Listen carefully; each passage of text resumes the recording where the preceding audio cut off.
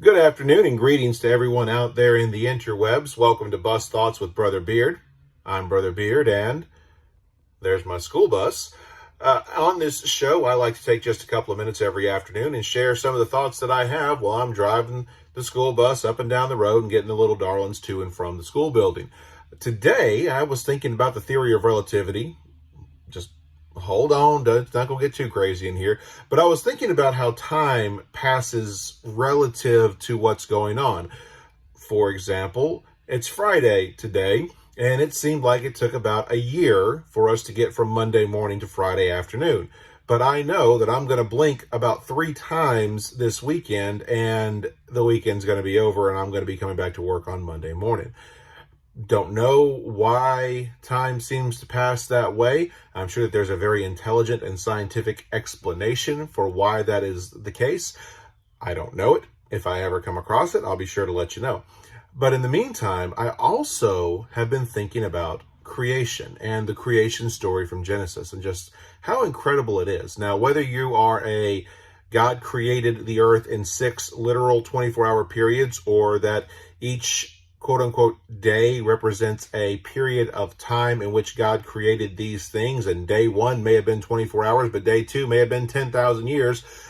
Whatever camp you fall into, the creation story is absolutely incredible. Personally, I fall into the 6 literal 24-hour periods camp, that when the Bible says 6 days, it literally means 6 days.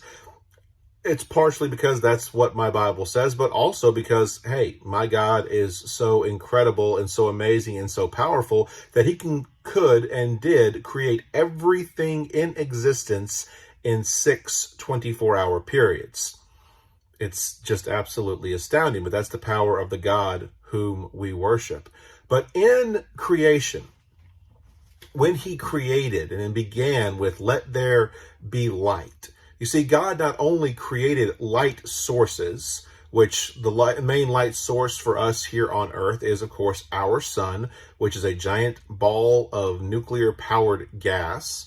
And as powerful as our sun is, able to warm our planet from 93 million miles away, as powerful as our sun is, it's actually kind of a shrimp in comparison to some of the other stars out in the cosmos. There's one called Betelgeuse that, if I remember correctly, that it is twice the size of Earth's orbit around the sun. It is twice the size of our orbit around the sun. This is a star that is literally hundreds of millions of miles across. And that's just one star.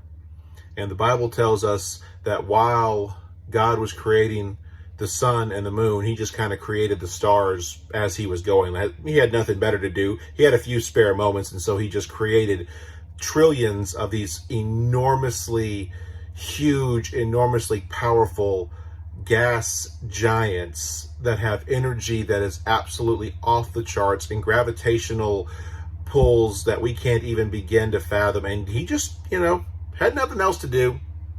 And so I'm going to throw a few stars out there. It's incredible. It's just absolutely boggles my mind to think about just how amazing God is to be able to do that. And that's just one example from creation. But what catches me, and it's one of those things where when you read the Bible and you read it several times, multiple times, that things catch you differently. Things stand out that may have never stood out to you before. And the last time I read through Genesis back in January and read through the creation story, it caught me that, when God created light, he didn't just create light sources. He created light itself. Before God said, "let there be light," light didn't exist. And so not only did he have to invent a source of light, he had to invent light. And it's amazing.